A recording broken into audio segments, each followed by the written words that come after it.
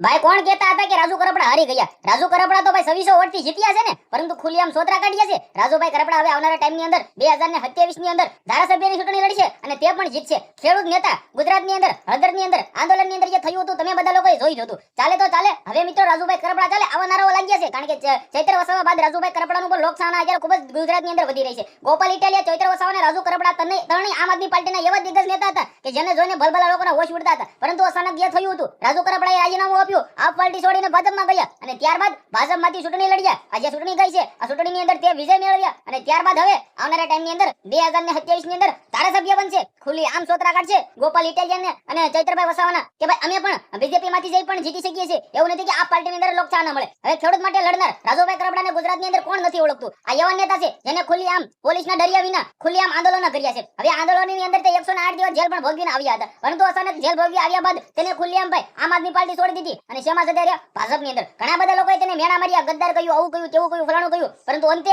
રાજુભાઈ કરપડાની જીત થઈ. રાજુ કરપડા જીત્યા અને ત્યારબાદ હાહાકાર મચ્યો. ગોપાલભાઈ ઇટાલિયાના હોશ ઉડી ગયા કે રાજુભાઈ કરપડા બીજેપીમાંથી જીતી ગયા છે. ચૈત્રભાઈ વસાવા પણ ખુલ્લેઆમ કહી રહ્યા છે કે રાજુ કરપડા જીત્યા છે. હવે આવનારા ટાઈમની અંદર શું એટલે ગોપાલ ઇટાલિયા સામે જ ચૈત્ર વસાવા સામે જ લડત લડશે.